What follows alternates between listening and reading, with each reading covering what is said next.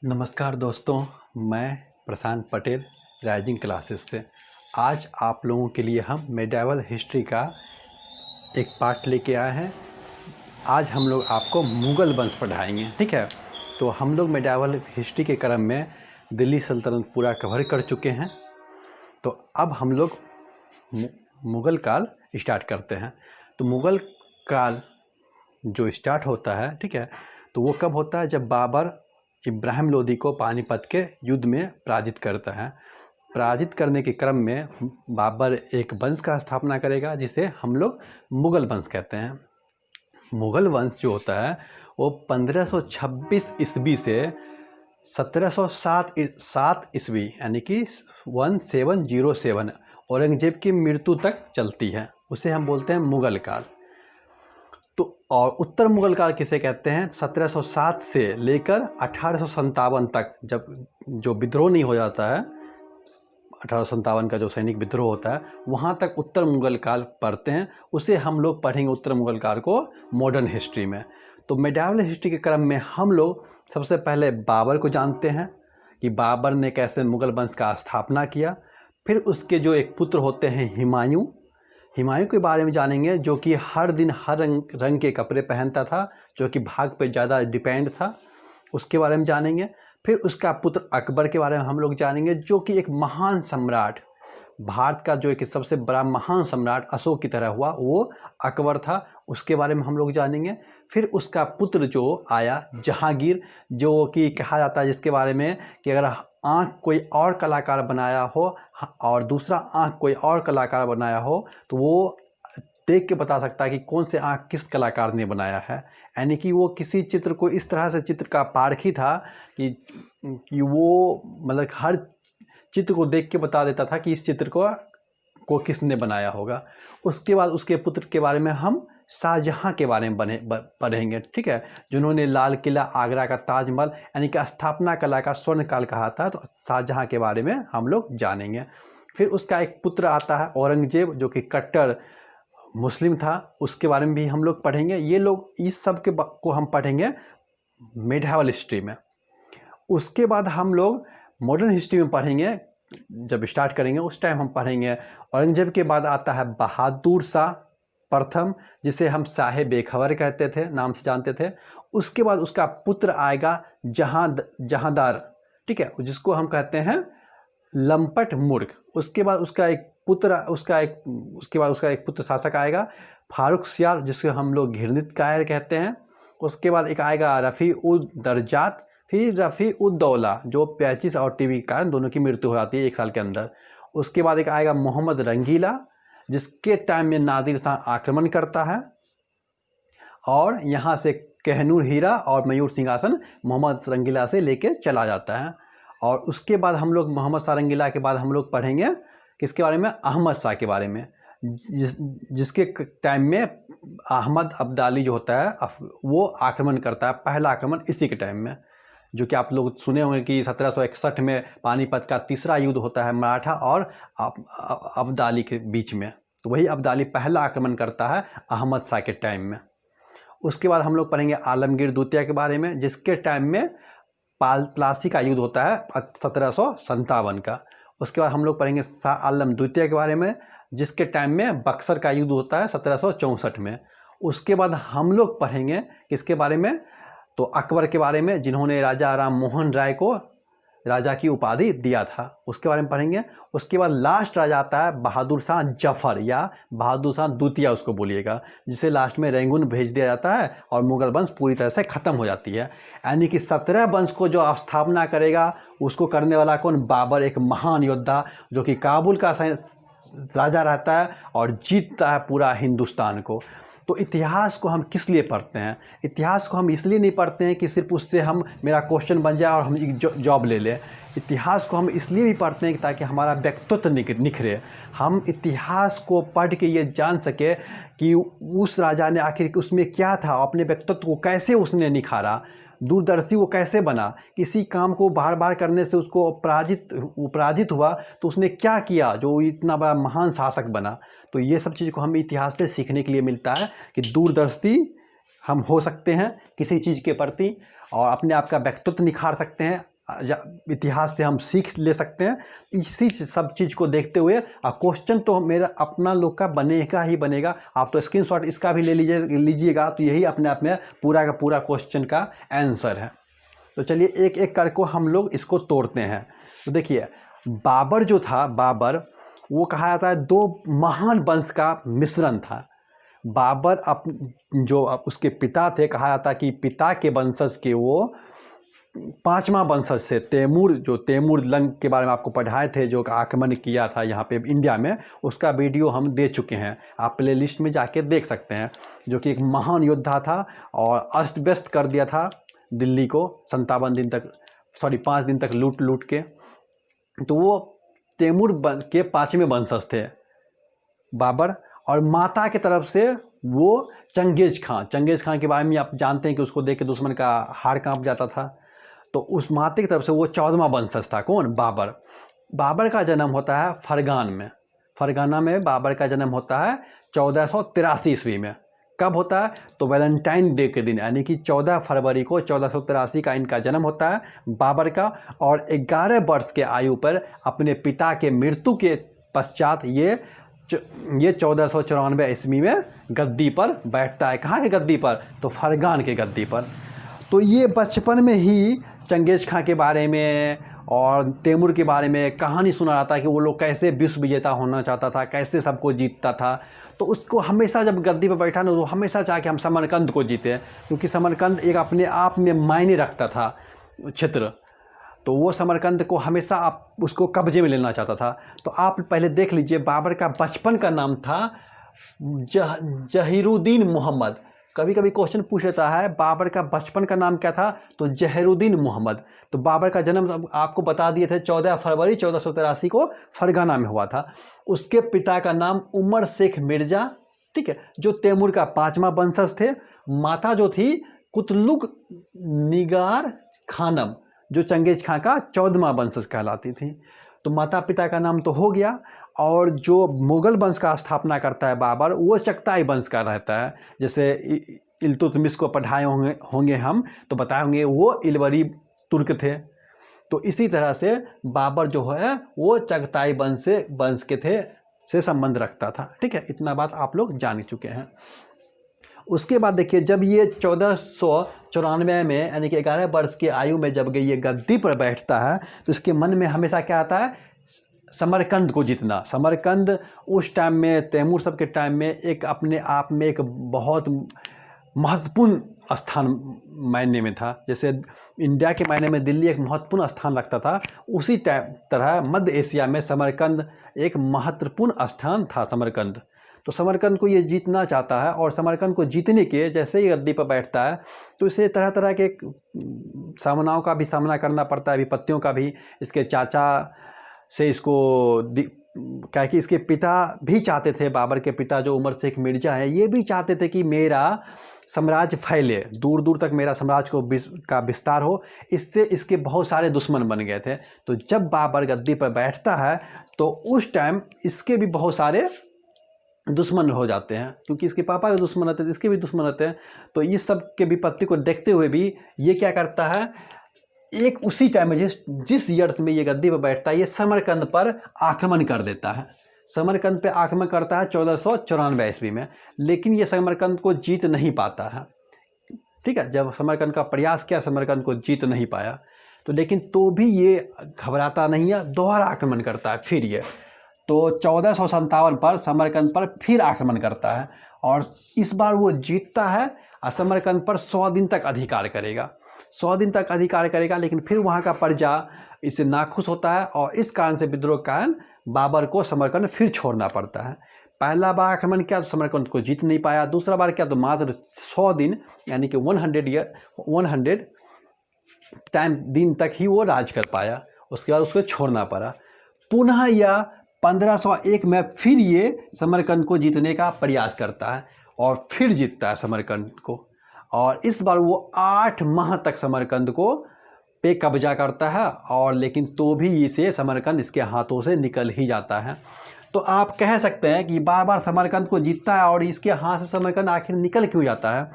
तो उस टाइम में मध्य एशिया में उज़्बेकों का जो एक सरदार था, उज़्बेकों का एक सरदार था सेवानी खां, उज़्बेकों का एक सरदार था सेवानी खां, उसके नेतृत्व में मध्य एशिया में उसका शक्ति बहुत विस्तृत हो गया था। तो उसका जब शक्ति इतना विस्तृत हो गया था कि उसके टाइम में बाबर उसके सामने टिक नहीं पा रहा था, और सेवानी खां जो उज़्बेकों का एक सरदार था, वो मध्य एशिया के अधिकांश प्रांत को जीत रहा था, अधिकांश प्रांत को जीत रहा था। तो इस कारण से, और वो तुर्क थे, और तुर्क तो ये भी था लेकिन ये सुन्नी था, ये सुन्नी संप्रदाय से ताल्लुक़ रखता था बाबर, और वो लोग क्या था, शिया संप्रदाय से ताल्लुक़ रखता था। तो इस तरह से ये समरकंद इसके हाथ से बार बार निकल जाता है। उसके बाद इसने क्या किया, 1507 ईस्वी में बाबर 1504 में क्या होता है, काबुल और गजनी को जीतता है। जब ये समरकंद को नहीं जीत पाता है, समरकंद को देखता है, समरकंद को नहीं जीत पाते हैं, तो उधर पता चलता है कि काबुल की तरफ क्षेत्र में ना कुछ विद्रोह होने लगा। वहाँ पे इसके व्यवस्था जो होती है वो अस्त व्यस्त हो गया है। तो इसलिए लगता है कि काबुल को हम जीत लेते हैं। तो ये काबुल पर आक्रमण करता है, और 1504 ईस्वी में ये काबुल और गजनी को जीत लेता है आसानी से। आपको पता ही है गजनी का एक सम्राट था गजनवी, जो कि भारत पे कितना बार, 17 बार आक्रमण किया है। तो ये गजनी को जीत लेता है, काबुल और गजनी को, ठीक है। जब काबुल और गजनी को जीत लेता है तो 1507 ईस्वी में ये एक अपना उपाधि लेता है। पहले अपने आप को ये बाबर मिर्ज़ा की उपाधि लेता था, लेकिन अब ये अपने आप को क्या उपाधि लेने लगा, बादशाह नहीं, बादशाह की उपाधि धारण करने लगा। कौन, बाबर। तो मिर्ज़ा की जगह पर इसने क्या उपाधि धारण करने लगा, बादशाह की उपाधि, ठीक है, काबुल गजनी को जीतने के बाद। देखिए कभी कभी होता है कि कोई स्टूडेंट पास नहीं हो पा रहा, तो वो क्या करता है ना कि चलिए उसे कोशिश करते रहना चाहिए, और अगर लगे कि ये किसमें उसमें क्या कमी है, उस कमी को दूर करे और फिर से ट्राई करे। तो ये चीज़ हम बाबर से भी सीख सकते हैं, और एक बार बार प्रयास करने के बावजूद, हारने के बावजूद भी ये पूरा भारत को जीतता है, इसके पूरा भारत पे इसका वंशज राज करता है, तो कम बड़ी बात नहीं है। तो दोबारा क्या करता है, 1511 ईस्वी में ये समरकंद को फिर जीतना चाहे, मैं यानी कि इसको हट था, हम समरकंद को जीतेंगे ही जीतेंगे। तो समरकंद को जीतने के लिए फिर कोशिश करता है। इस बार ये समरकंद जीतता है, बुखारा जीतता है, खुरासान जीतता है, सब के सब जीत लिया, समरकंद, बुखारा और खुरासान, यानी कि तीनों को तीनों जीता। तो लेकिन 1512 एक साल के बाद ये फिर इसके हाथ से ये सब निकल जाता है। तो इस बार ये कैसे जीत लिया इतना सब प्रदेश को, इस बार इसलिए जीत पाया बाबर सब प्रदेश को कि ईरान के एक शासक थे, कौन, तो इस्माइल, ईरान के एक शासक थे इस्माइल ने इसका सहायता दिया और कहा तुमको जीतने में हम मदद देते हैं, लेकिन तुमको क्या होगा, तुमको शिया जो मुस्लिम का एक संप्रदाय होता है उसको तुमको उसके लिए उद्धार करना पड़ेगा उसके लिए। तो कहा ठीक है, लेकिन बाबर जब जीतता है समरकंद को, शिया के प्रति इसका झुकाव नहीं रहता है, क्योंकि ये सुन्नी रहता है, शिया के प्रति इसका झुकाव नहीं रहता है। और तो इस कारण से इस्माइल जो इसको जीतने में मदद करता है वो इस पर ध्यान देना बंद कर देता है, और वहाँ की जो जनता है जो शिया आता है वो थोड़ा अपने आप में अस्थिर समझने लगते हैं बाबर जब शासन करता है। तो इस कारण से बाबर को लगता है कि अब कोई चारा नहीं है, तो वो वहाँ से हट जाता है, यानी कि उसके हाथ से निकल जाता है समरकंद। तो समरकंद तो चलेगा, निकलने के बाद समरकंद को ये नहीं जीत पा रहा, तो ये समझ जाता है कि अब समरकंद में हम नहीं जीत पाएंगे, लेकिन इसके मन से समरकंद कभी नहीं निकलता है। आज समरकंद नहीं जीत पाएंगे, लेकिन इसके मन में हमेशा था कि हम एक बहुत बड़ा साम्राज्य का स्थापना करें, तैमूर या चंगेज़ खां की तरह। तब क्या करता है, ये भारत की ओर देखना शुरू करेगा, ये भारत की ओर विजय करेगा। देखिए भारत की ओर विजय करेगा। तो कभी कभी कहा जाता है कि भारत का जो इसका विजय होता है, तो वो कौन सा विजय महत्वपूर्ण होता है, तो इसका 5वां आक्रमण जो होता है, 5वां आक्रमण पानीपत का प्रथम युद्ध 1526 में, वो इसका वास्तविक आक्रमण होता है जो इसको भारत में स्थापना करने में मदद देता है। उससे पहले भी ये 4 युद्ध लड़ता है, तो उसके बारे में हम लोग थोड़ा थोड़ा जान लेते हैं, ठीक है। बाबर क्या करता है, 1519 ईस्वी में अपना पहला आक्रमण यूसुफ जाई के विरुद्ध करता है और बाजोरा और भेरा को जीत लेता है। 1519 में प्रथम आक्रमण किया बाजोरा और भेरा के विरुद्ध और इसको जीत लेता है। वहाँ पे जो कबीलाई रहता है उसको यूसुफ जाई बोलते थे। इसके विरुद्ध किया था बाबर ने। उसी साल फिर क्या किया, ये पेशावर को जीता। पेशावर को जीत के फिर ये वापस काबुल चला गया। उस टाइम भी ये बाजोरा और भेरा को जीत के वापस काबुल चला जाता है। एक साल के बाद ये अपना तीसरा आक्रमण करता है और इस बार वो पंजाब के सियालकोट तक अधिकार कर लेता है। यानी कि पहले तो पेशावर को जीता, अब क्या किया, ये पेशावर से आगे बढ़ा और पंजाब के सियालकोट तक ये जीत लिया और जीत के पुनः ये कहाँ चला गया, वापस काबुल। अब काबुल से ही अपना शासन चला रहा था। 14वां आक्रमण करता है 1524 ईस्वी को। इसका चौथा आक्रमण रहता है। ये लाहौर जीतता है, दीपालपुर जीतता है और पंजाब के अधिकांश क्षेत्र पर अधिकार कर लेता है। यानी कि चौथा आक्रमण में क्या करता है, ये पंजाब का अधिकांश क्षेत्र को जीत लेता है। जो पंजाब देखिएगा कि पंजाब एक हमारे तरफ भी है, इंडिया की तरफ भी, एक पाकिस्तान की तरफ भी है। तो पूरा पाकिस्तान वाला पंजाब पर इसका अधिकार हो जाता है। किसका, बाबर का, चौथे आक्रमण में। अब इसका क्या होगा, ये तो हमेशा इंडिया पे आक्रमण करने के लिए सोच रहा था। तो जब ये बच्चा था, ये एक बूढ़ी से कहानी सुन रखा था कि तैमूर ने किस तरह से एक प्रदेश था जिसका नाम था भारत, उसको कैसे लूटा था और उसको कैसे जीता। ये एक बूढ़ी से ये कहानी सुन रखा था। तो ये हमेशा भारत को जीतना चाह रहा था। तो ये पेशावर से आके जीत के चला जाता था, लेकिन ये भारत के बारे में जानकारी लेते रहता था कि हमको कैसे जीतना है उसको। तो इसी क्रम में इसको कुछ सपोर्ट भी मिलता है। तो भारत पे जो शासन कर रहा था उस टाइम पे, तो उसमें एक महान शक्तिशाली था इब्राहिम लोदी। ठीक है, जो मुस्लिम शासक था अफगान, वो था इब्राहिम लोदी, जो लोदी वंश का तीसरे क्रम का व्यक्ति था। आप लोग लोदी वंश पढ़े हैं, बहलो लोदी उसका स्थापना करता है लोदी वंश का, उसके बाद सिकंदर लोदी पढ़े, उसके बाद इब्राहिम लोदी पढ़े होंगे। तो वही इब्राहिम लोदी के साथ बाबर का युद्ध होता है। और एक शासक था राजस्थान के राणा संघा, वो भी राजपूतों का सबसे शक्तिशाली शासक कौन था, तो महाराणा संघा। उस तरफ पंजाब के जो सूबेदार थे दौलत खां लोदी, और बिहार के जो सरदार था लोहानी वंश के थे। ठीक है, और क्या कहते हैं, विजयनगर साम्राज्य में उस समय कृष्ण राय का राज चल रहा था और हिंदू उस समय में बहुत संगठित थे। दक्षिण में भी थे एक बहमनी साम्राज्य, जहाँ पे मुस्लिम लोग इकट्ठा था। ठीक है, और 5 भागों में टूट चुका था बहमनी साम्राज्य। तो इस तरह से भारत आपस में बहुत एक दूसरे को मतभेद था। राजपूत को राजपूत से मतभेद था, हिंदू को हिंदू से मतभेद था, मुस्लिम को देखना नहीं चाह रहा था। तो आपस में सभी का दुश्मनी था। इसी क्रम में इब्राहिम लोदी का दुश्मनी दौलत खां लोदी से भी था, राणा संघा से भी था। राणा संघा हमेशा चाहता था कि हम दिल्ली पर आक्रमण करें। तो इस क्रम में इब्राहिम लोदी का जो चाचा रहते हैं आलम खां, वो क्या करता है, बाबर को न्योता देता है कि आइए दिल्ली पर आक्रमण कीजिए। पंजाब के सूबेदार आते हैं दौलत खां लोदी, वो भी आमंत्रित करता है बाबर को कि आइए आक्रमण कीजिए दिल्ली पे। राणा संघा भी कहता है बाबर को कि आओ युद्ध करो, हम तुमको सपोर्ट करेंगे।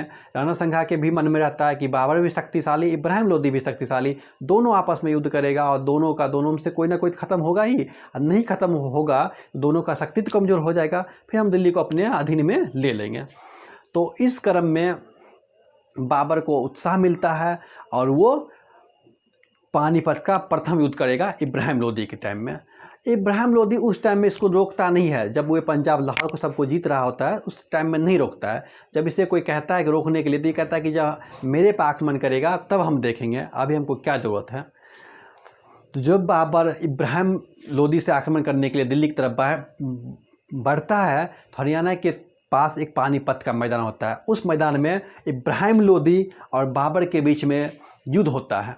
दोनों का सेना आपस एक आमने सामने 7 दिन तक खड़े रहता है, कोई युद्ध नहीं करता है। ठीक है, तो 7वां दिन जब पूरा हो जाता है तो 21 अप्रैल के सुबह में युद्ध चालू होता है।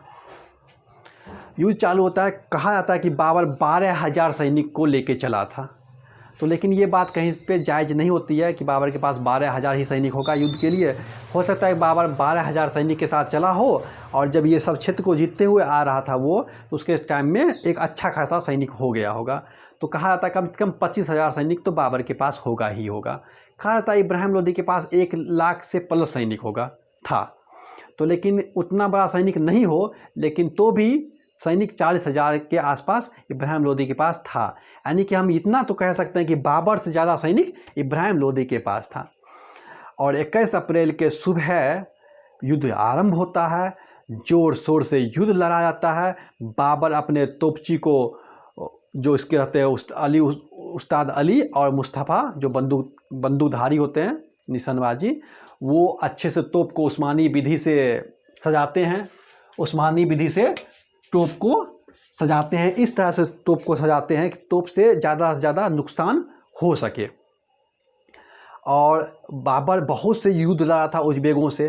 तो उज़्बेकों से जब युद्ध लड़ा था तो उज़्बेक से ये युद्ध लड़ने का तरीका सीख लिया था कि किस तरह से युद्ध लड़ा जाता है। तो युद्ध लड़ने का ये तरीका सीख रखा था किससे? उज़्बेकों से। तो देखिए, तो युद्ध लड़ता था ये तुलगामा युद्ध नीति से, जो इसने उज़्बेकों से सीख रखा था। तो तुलगामा युद्ध नीति से ये अपने सैनिक को पानीपत के मैदान में सजाता है, तोप को उस्मान विधि से सजाता है। और इसके 2 तोपची महान रहते हैं। उसके एक का नाम रहता है उस्ताद अली और एक का नाम रहता है मुस्तफ़ा अली। अब पहली बार युद्ध का प्रयोग इसी युद्ध में हो रहा है और इब्राहिम लोदी इससे पहले कभी तोप तो देखा ही नहीं था।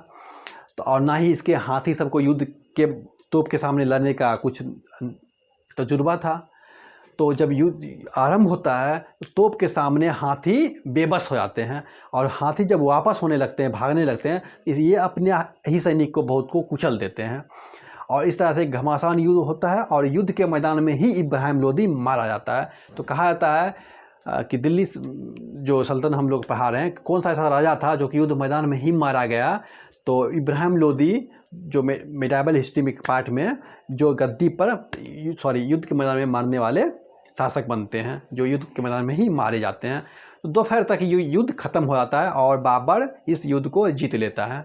तो इसमें क्वेश्चन पूछा जाता है कि पानीपत का प्रथम युद्ध किसके किसके बीच हुआ था? तो बाबर और इब्राहिम लोदी के बीच में हुआ था। कब हुआ था? 21 अप्रैल 1526 को। तोप का प्रथम प्रयोग इसी युद्ध में हुआ था।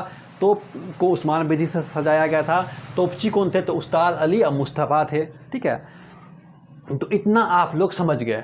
अब बाबर इस युद्ध के बाद अपने आप को बादशाह की उपाधि धारण करता है। ठीक है, बादशाह जो था वो बादशाह का उपाधि धारण करने लगा। इससे पहले जो भी हम दिल्ली सल्तनत में पढ़े होंगे वो सब अपने आप को सुल्तान बुलाते थे और ये बादशाह की उपाधि धारण करेगा इंडिया में पहला।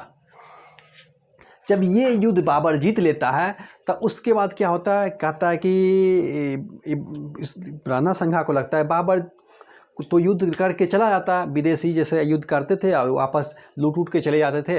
लेकिन बाबर तो यहाँ पे रहने के लिए सोचने लगा, यहाँ पे रहते हैं तो ये तो अब दिक्कत हो गया। राणा संघा को मतलब परेशानी महसूस होने लगा कि अब तो हम नहीं जीत पाएंगे दिल्ली को।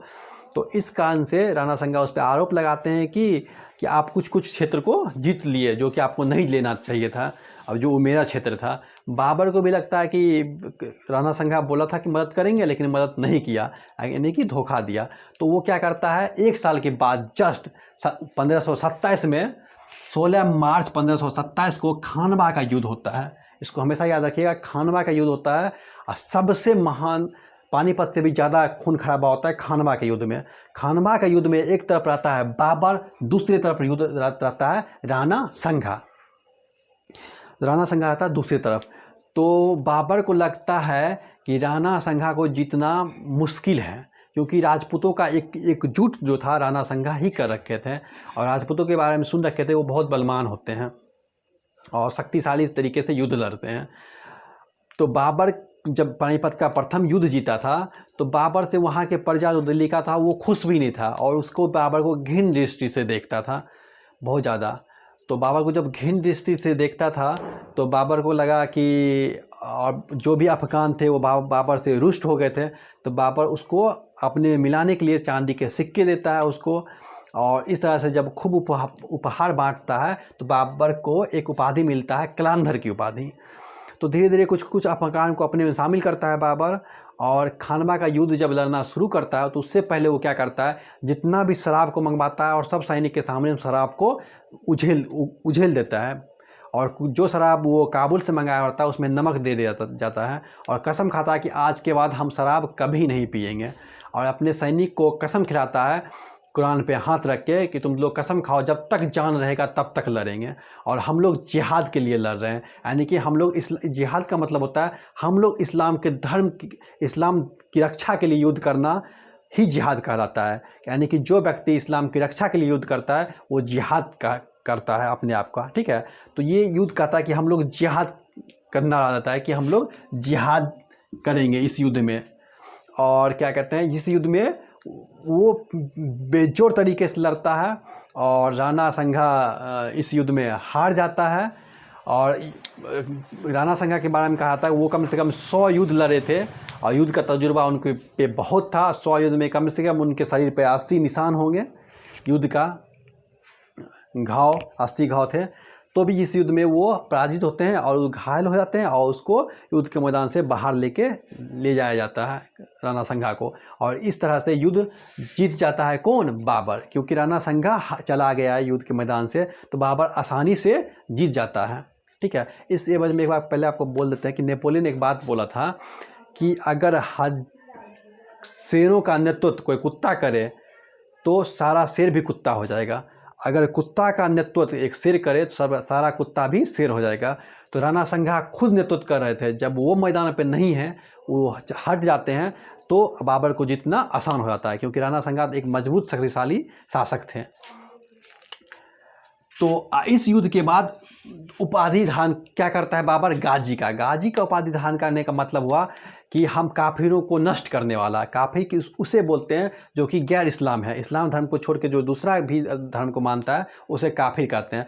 और काफिरों को नाश करने वाला को क्या कहा जाता है, गाजी। तो गाजी की उपाधि धारण करता है। उसके 1 साल के बाद ये चंदेरी का युद्ध करेगा। कब, 1528 ईस्वी में ये चंदेरी का युद्ध करेगा, 29 जनवरी 1528 ईस्वी में। एक चीज़ और ध्यान रखिएगा, जो खानवा का युद्ध हुआ था वो 20 घंटा चला था। सुबह में युद्ध हुआ था और 20 घंटा ये युद्ध चला था। 20 घंटा के बाद इसका निर्णय आया। तो सोच सकते हैं 20 घंटा में कितना ज़बरदस्त युद्ध हुआ होगा। चंदेरी का युद्ध होता है, ये 1 घंटा चलता है।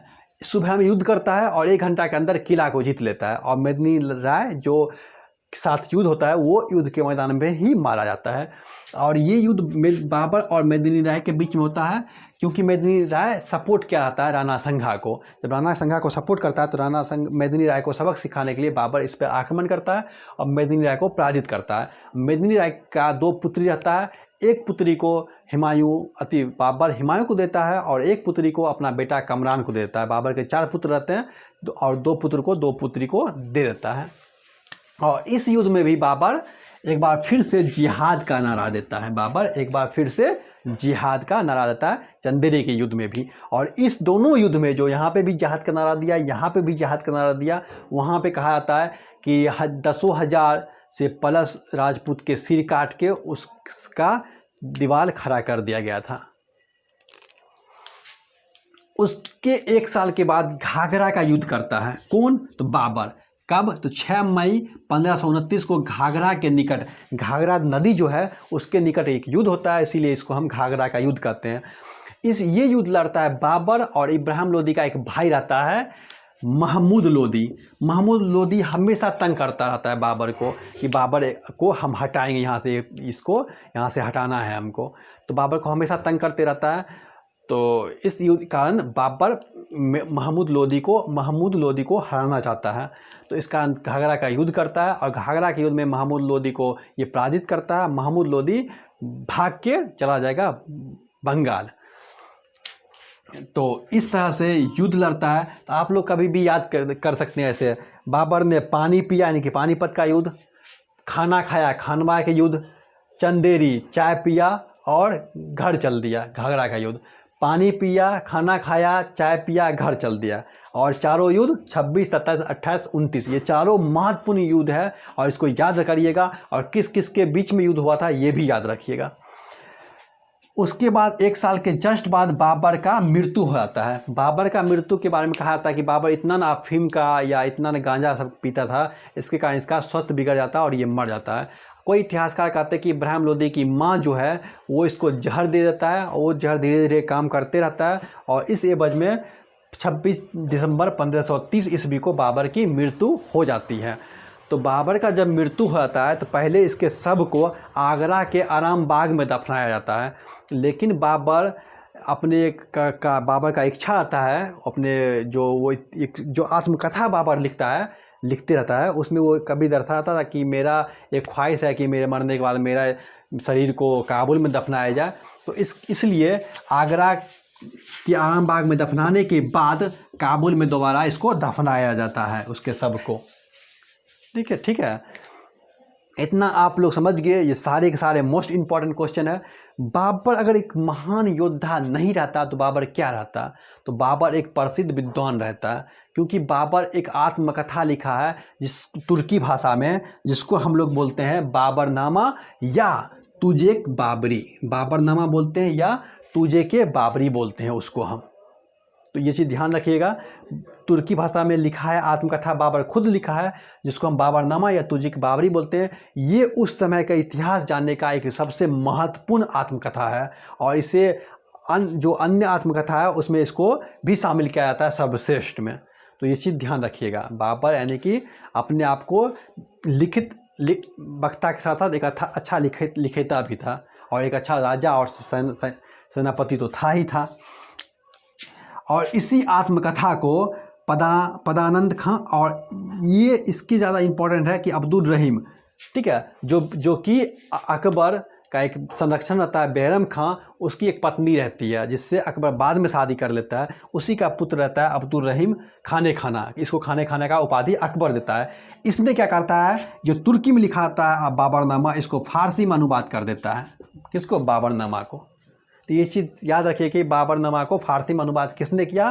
तो अब्दुल रहीम खाने खाना ने। बाबर एक प्रकार का मुस्लिम कानून की एक पुस्तक भी लिखता है। किस शैली में? नवीन शैली वो अपनाता है, जिसको बोलते हैं मुइब खान। ठीक है, मुइब खान शैली। इस शैली में वो मुस्लिम कानून की एक पुस्तक भी लिखता है। मुइबियान, नवीन शैली में मुइबियान लिखा। मुइबियान क्या आता है? तो मुस्लिम कानून की एक पुस्तक रहता है। ये चीज़ ध्यान रखिएगा।